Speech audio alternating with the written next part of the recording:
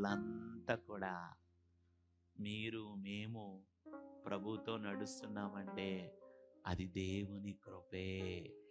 నా మాట అర్థమైన వాళ్ళు స్తోత్రం చెప్పండి. హల్లెలూయా, హల్లెలూయా. మీరు మేము మనందరం ప్రభు కోసం పరిగెడుతున్నామా కదా? మీరు ఎవరి కోసం పరిగెడుతున్నారు? యేసయ్య కోసం. మేము యేసయ్య కోసమే, దేవుని కోసం మీరు పరిగెడుతున్నారు. మనందరం తణుకు పట్టణం అంతా జటిలమైన ప్రదేశాల్లో, సాతాను సమాజము కాపురమున్న స్థలాల్లో దేవుని యొక్క పనిలో మనం వాడబడుతున్నామంటే ఇది నీ కృప లేకపోతే ఏది సాధ్యము, నీ దయ లేకపోతే లేదు భాగ్యము. ఆమేన్. కృప లేకపోతే ఆ భాగ్యం ఉంటుందా? స్తోత్రం చెప్పండి, స్తోత్రం చెప్పండి. హల్లెలూయా, హల్లెలూయా, హల్లెలూయా.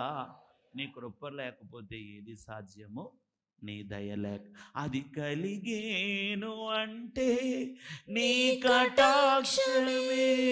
దేవుని పనిలో ఇక్కడ చీపురు పొల తీసి అక్కడ పెట్టాలంటే కృప ఉండాలి. ఏముండాలా? నాకు వినబడ్డంలా. ఆ మనసు రావాలి, ఆ ఆలోచన రావాలి, ఆ ఆశ పుట్టాలి, ఆ కోరిక పుట్టాలి. హల్లెలూయా. ఎవరి కృప ఉండాలి? దేవుని కృప. ఒక చోట లేవీలతో మోషే ఏం చెప్పమంటాడు, మోషే నువ్వు లేవీలకు ఒక మాట చెప్పు, వాళ్ళు నా మందసాన్ని మోసుకెళ్ళటానికి, నా గుడారాన్ని మోసుకెళ్ళిపోవడానికి, నా పరిచర్యకు సంబంధించిన ఉపకరణాలని వాళ్ళు మోసుకెళ్ళటానికి నేను వారిని ఏర్పరచుకున్నానని చెప్పు. ఇది నా దయచేత వారికి ఇచ్చిన భాగ్యం. అబ్బా, చప్పట్లు కొట్టండి. ఆమేన్. నా దయచేత నేను వారికి ఇచ్చిన. అబ్బా, ఎంతమందికి ఉంది ఈ భాగ్యం? Praise the lord, praise the lord. ఆ పాట పాడుకున్నాను కదా, జీవ ప్రదాతవు నన్ను నిర్మించిన శిల్పివి నీవే జీవన యాత్రలో అండగా నిలిచిన. అలా వర్షిప్ చేసుకొని చాలాసేపు ఆరాధన చేసుకొని, ప్రభా నేను 2007లో నీ పరిచర్యకు వచ్చాను, ఇది 2023. ఎప్పుడు ఏ డిసెంబర్ నెలలో కూడా, ఈ డిసెంబర్ నెలలో నేను శారీరకంగా నేను నలిగినట్టుగా ఎప్పుడు నలగలేదు. కానీ నిలబడుతున్నాను, నీ వాక్యాన్ని బోధిస్తున్నాను, నువ్వు ప్రజలతో మాట్లాడుతున్నావు, వాక్యాన్ని చెప్తున్నావు, వాక్యాన్ని బోధిస్తున్నావు, వాక్కును బోధిస్తున్నావు. ఏం బోధిస్తున్నాడు? వాక్యాన్ని బోధిస్తున్నావు, వాక్కును బోధిస్తున్నావు. చాలామంది ఆ ప్రార్థన పూర్తయిన తర్వాత నా దగ్గరకు వచ్చి, ప్రభు మాతో మాట్లాడాడు. నిన్న ఒక ఆమె లాస్ట్ ఇయర్ క్రిస్మస్కి వచ్చినప్పుడు నీ బిడ్డ విషయంలో, నీ మనవరాల విషయంలో నేను అద్భుతం చేస్తానని చెప్పాడు. నా ఫోటో చూపిస్తారా ఆవిడది?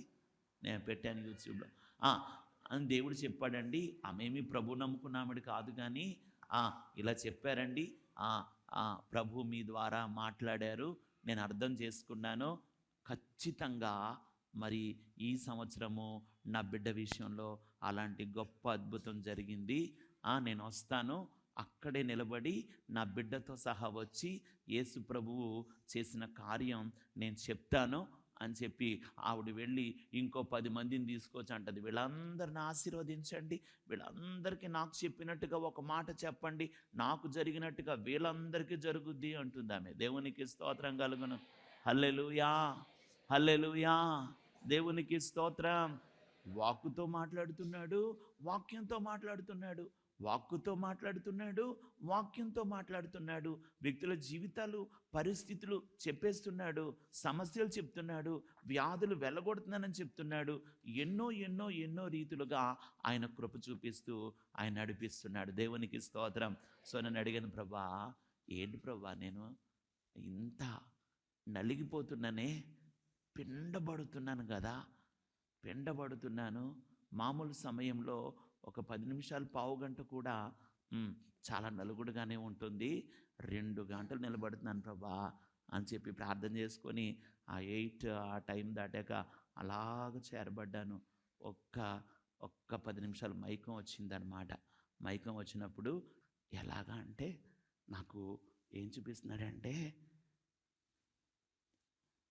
ఇలా కూర్చున్నాను నేను. ఇలా ఒక చిన్న బిడ్డలా ఉన్నానన్నమాట. ఈ వెనకాల ఉన్న ఆయన అలాగ వెలుగువలే కనబడుతున్నాడు. ఆయన ఇలా పట్టుకున్నాడు. ఆయన ఇలా పట్టుకొని నన్ను ఇలా నిమురుతూ ఉంటే నేను అలా మాట్లాడుతూ ఉంటున్నాను అన్నమాట. దేవునికి స్తోత్రం. హల్లెలూయా, హల్లెలూయా. నా వెనుక ఉన్నవాడు నన్ను తన హస్తాల్లోకి తీసుకుంటున్నాడు. మీకు ఈ మాట ఎందుకు చెప్తున్నానంటే, నిజంగా మీ శరీరంలో బలహీనత ఉన్నా, మీ జీవితాల్లో ఏ వేదన ఉన్నా, ఆయన కోసం మీరు పరిగెట్టుకొస్తే ఆయన హస్తాల్లోకి మీరు వెళ్ళిపోతారు. ఆయన ఒడిలోకి మీరు వెళ్ళిపోతారు. ఆయన యొక్క ఆ చేతుల్లోకి మీరు వెళ్ళిపోతారు. అప్పుడు మీ పరిస్థితులు చాలా అద్భుతంగా మారిపోతాయి. దేవునికి స్తోత్రం. హల్లెలూయా, హల్లెలూయా. నేను ఎలా నిలబడుతున్నానో, నేను ఎలా వాడబడుతున్నానో, నేను ఎలా పరిచర్య చేస్తున్నానో నాకు తెలుసు, నా ప్రభుకు తెలుసు, ఆయనకే తెలుసు. నీకు కూడా చెప్తున్నా, దేవుడు తన దయచేత, తన కృప చేత ఇచ్చిన ఈ భాగ్యాన్ని నీ జీవితంలో నువ్వు స్థిరపరచుకోవాలి. స్తోత్రం, స్తోత్రం చెప్పండి, స్తోత్రం చెప్పండి. అలెగ్జాండర్ చక్రవర్తి గ్రీకు దేశాన్ని పరిపాలించే దినాల్లో ఒక మ్యూజియానికి వెళ్ళాడు. ఆ మ్యూజియంలో ఎన్నో శిల్పాలు ఉన్నాయి. ఆ శిల్పాలు చూసుకుంటూ చూసుకుంటూ చూసుకుంటూ చూసుకుంటూ చూసుకుంటూ వెళ్తున్నాడు ఆయన. ఆయన వెళ్ళగా వెళ్ళగా వెళ్ళగా వెళ్ళగా వెళ్ళగా ఒక శిల్పం చూస్తే ఆయనకు ఆశ్చర్యం అనిపించింది. ఆ శిల్పానికి ముఖం మీద ఒక ముసుకుంది. ఆ శిల్పానికి ముఖం మీద ఒక ముసుకుంది. దాని కాళ్ళకు రెక్కలు ఉన్నాయి. దాని ముఖం మీద ఏముంది? దాని కాళ్ళకి ఏమున్నాయి? అలెగ్జాండర్ ఈ శిల్పాన్ని తయారు చేసిన శిల్పి ఎవరు అంటే, ఒక శిల్పి వచ్చాడు. నువ్వేనా దీన్ని చేసింది అని అడిగాడు. అవును, నేనే చేశాను అని చెప్పాడు. ఓకే, అసలు ఏంటి? ముఖానికి ముసుగేసావు, కాళ్లకు రెక్కలు వేశావు, దాని అర్థం ఏమిటి అంటే, మహారాజా, ప్రతి మనిషికి ఒక అవకాశం అనేది ఇవ్వబడుతుంది. ప్రతి మనిషికి ఒక అవకాశం అనేది ఇవ్వబడుతుంది. కానీ కొంతమంది వ్యక్తులు వారి స్వభావ సంబంధమైన ముసుగులో ఉండి దేవుడిచ్చే ఆ అవకాశాన్ని వాళ్ళు తెలుసుకోలేరు. వాళ్ళకున్న పరిస్థితులనే ముసుగులో ఉండి దేవుడిచ్చిన ఆ అవకాశాన్ని వాళ్ళు చూడలేరు. ఒకవేళ వాళ్ళ స్వభావాన్ని దాటి, వాళ్ళ పరిస్థితుల్ని దాటి ఆ అవకాశం ఏమిటో చూద్దాము అనుకునేలాగానే ఆ కాళ్లకు రెక్కలు ఉన్నాయి చూశారు, అలాగున ఆ అవకాశానికి రెక్కలొచ్చి అందకుండా ఎగిరిపోతుంది. హలో, హలో, స్తోత్రం. ప్రతి మనిషికి దేవుడు ఒక అవకాశాన్ని ఇస్తాడు. నీ హృదయానికున్న ముసుగును బట్టి కానీ, లేకపోతే నీ పరిస్థితులని ముసుగులో, లేకపోతే నీ వ్యక్తిత్వం అనే ముసుగులో నువ్వు ఉండిపోయి దేవుడిచ్చిన ఆ అవకాశాన్ని గనక నువ్వు అర్థం చేసుకోలేకపోతే, ఆయన అడుగుతున్నాడు, ఓకే, ఆ ముసుగు భగవంతుడిచ్చే అవకాశాన్ని అర్థం చేసుకోలేని పరిస్థితి, మరి కాళ్లకు రెక్కలేమిటి అన్నాడు. రాజా, ఆ కాళ్లకు రెక్కలేమిటంటే, ఆ అవకాశం ఏమిటో మనిషి అర్థం చేసుకుని దాని వైపుకు తిరిగేలాగా అది ఉండకపోవచ్చు, దానికి రెక్కలొచ్చి ఎగిరిపోవచ్చు. ప్రతి వ్యక్తికి దేవుడు ఒక అవకాశం ఇస్తాడు. ప్రతి వ్యక్తికి దేవుడు ఒక అవకాశం, ఒక ఆపర్చునిటీ ఇస్తాడు. ఆ అవకాశాన్ని, ఆ ఆపర్చునిటీని నువ్వు ఉపయోగించుకోవాలి. కృషి ఉంటే మనుషులు ఋషులు అవుతారు. ఋషి అవ్వాలంటే ముందేముండాలి? కృషి ఉండాలి. కృషి లేకపోతే ఋషి అయ్యే పరిస్థితి లేదు. నీ జీవితంలో నువ్వు ఎప్పుడైతే దేవుడిచ్చిన ఆ అవకాశాన్ని అర్థం చేసుకొని, ఆ అవకాశాన్ని పట్టుకొని, ఆ అవకాశంలో నువ్వు నిలబడగలిగితే, ఆ అవకాశంలో నువ్వు నిలబడగలిగితే నిశ్చయంగా నీ జీవితంలో గొప్ప కృపను దేవుని ద్వారా పొందుకుంటావు. నా మాట అర్థమైతే చప్పట్లు కొట్టాడు. అరే జయంత్, వింటున్నావా? ఇక్కడే ఉన్నావా? అర్థమవుతుందా? దేవునికి స్తోత్రం. For every one God is going to give an opportunity. If you could understand, you will be blessed and receive the grace of the Lord. Amen. Hallelujah. Hallelujah. Are you watching in live? Are you watching in live? నువ్వు ఒకవేళ live చూస్తున్నావేమో, నీ జీవితానికి దేవుడు ఏదైనా ఒక అవకాశం ఇస్తే దాన్ని పోగొట్టుకోవద్దు. అది సువార్త కోసం పరిగెత్తే అవకాశమైనా, దేవుని పరిచర్య చేసే అవకాశమైనా, నీ జీవితంలో దేవుడు ఏ అవకాశం ఇస్తున్నాడో ఆ అవకాశాన్ని నువ్వు వినియోగించుకోవాలి. లేకపోతే అది రెక్కలొచ్చి ఎగిరిపోద్ది. ఎగిరిపోయాక బాధపడ్డా ప్రయోజనం ఉండదు అన్నవాళ్ళు స్తోత్రం చెప్పండి. స్తోత్రం చెప్పండి. హల్లెలూయా, హల్లెలూయా. దేవునికి మహిమ కలుగును గాక. చప్పట్లు కొట్టి ప్రభువుని మహింపరుద్దాం. స్తోత్రం, స్తోత్రం, స్తోత్రం. ఈ రాత్రి దేవుని వాక్యములో నుండి ఒక ప్రత్యేకమైన విషయాన్ని కొద్ది నిమిషాలు మాత్రం మీతో షేర్ చేసుకోవాలని ఆలోచిస్తున్నాను, ఆశపడుతున్నాను. ఫిలిప్పీలకు రాసిన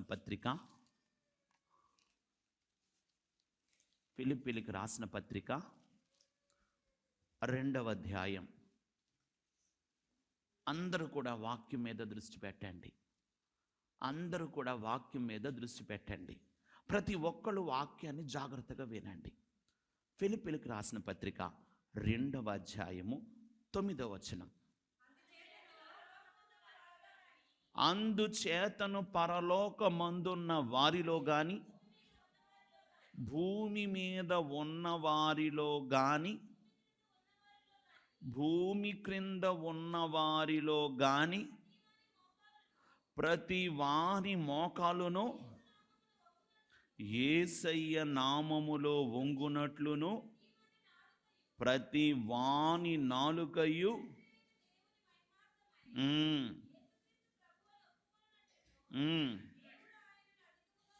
దేవుడు ఆయనను అధికముగా హెచ్చించి ఈ లోకములో ఉన్న అన్ని నామముల కంటే పైనామమును ఆయనకు అనుగ్రహించెను. చప్పట్లు కొట్టి ప్రభువును మహింపరచండి. దేవునికి స్తోత్రం. ఇంకా ఈ క్రిస్మస్ సందడి ఏమిటిది? సందడి సందడి సందడి సందడి సందడి చేద్దామే. ఏం చేద్దాం? ఎవరి గురించి? దేవునికి స్తోత్రం. ఈరోజు క్రిస్మస్ సందేశం ఎన్ని చోట్ల ప్రకటిస్తున్నామో, గొడవ పెట్టుకుందాం అనుకున్న వాళ్ళు కూడా వచ్చి కూర్చొని విని చప్పట్లు కొట్టేసి భోంచేసి వెళుతున్నారట. మన బిడ్డలు చెప్తున్నారు. స్తోత్రం. జరగనివ్వకూడదు అనుకున్నవారు, దయచేసి మమ్మల్ని పిలవకండి అన్నవారు కూడా దేవునికి స్తోత్రం. అబ్బాయి మధ్య మధ్యలో సెన్సార్ చేయాలి నువ్వు. తాడేపల్లిగూడెంలో క్రిస్మస్ జరిగింది. ఆ క్రిస్మస్ అయిపోయిన తర్వాత ఒక తండ్రి, కొడుకు, ఆయన భార్య వచ్చారు. వచ్చి ప్రార్థన చేయించుకున్నారు. మీ పేరేంటి అని అడిగాను.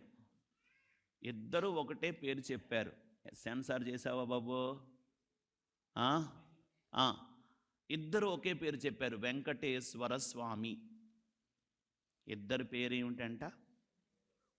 ఏమిటి ఆ పేరు ఎందుకు పెట్టారు అంటే, వాళ్ళు ఈ యొక్క పండుగ సమయాల్లో తెల్లవారులు వెంకన్న బాబు టముకు కథ చెప్తారంట. సరే, క్రిస్మస్ జరుగుతున్న రోజుల్లో చాలాసార్లు చాలాసార్లు వాళ్ళని పిలవడానికి వెళితే మీరు పిలవనూకూడదు, మేము రానూకూడదు అని చెప్పారట వాళ్ళు. సరే, ఈ సంవత్సరం వాళ్ళని పిలవలేదు, కానీ వాళ్ళ ఇల్లు వెనకాల ఉంది, దాని ముందేమో క్రిస్మస్ జరుగుతుంది.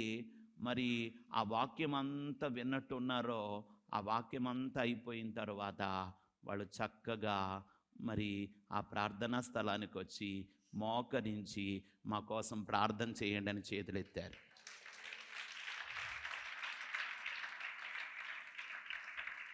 దేవునికి స్తోత్రం.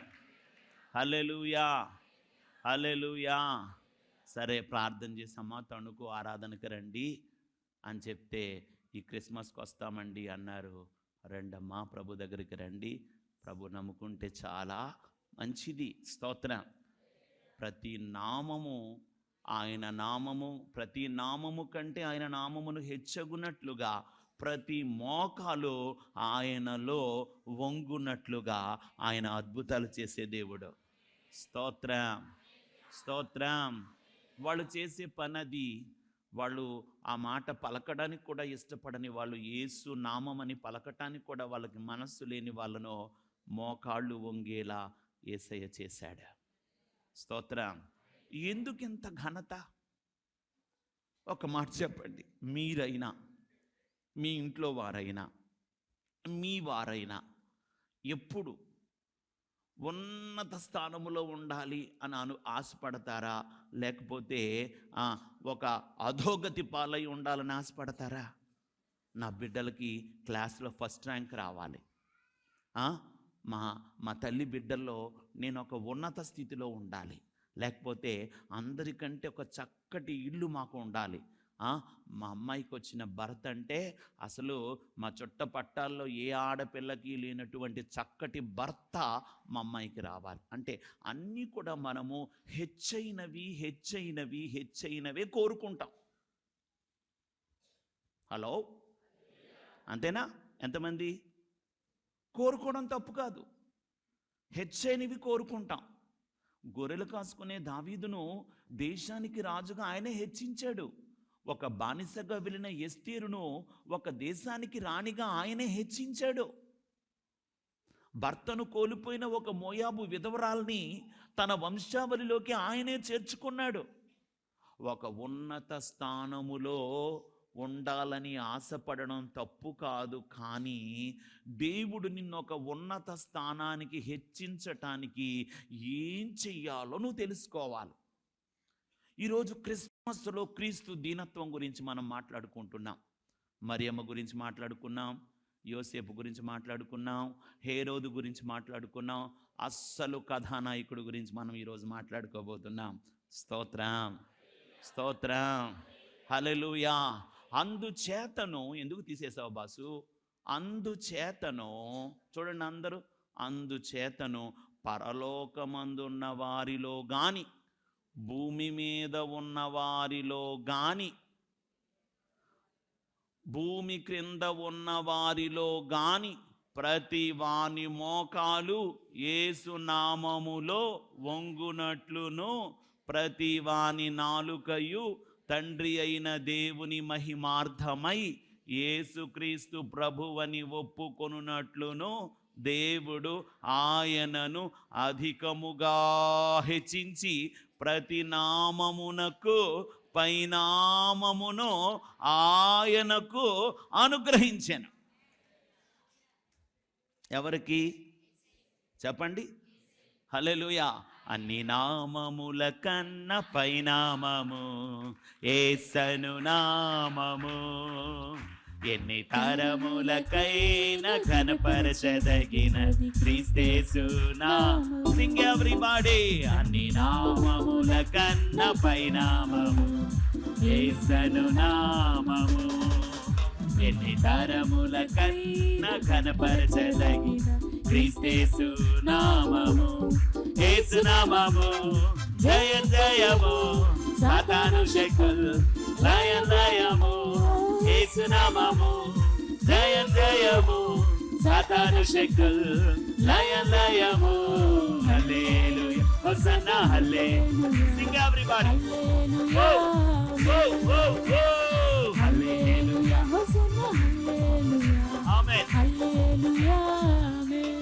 దేవునికి స్తోత్రం.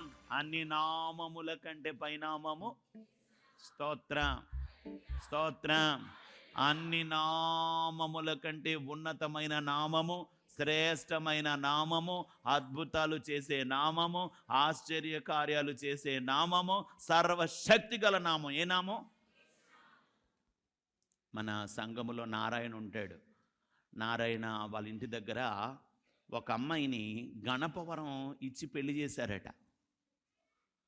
ఆ అమ్మాయికి దయ్యం పట్టుకుంది.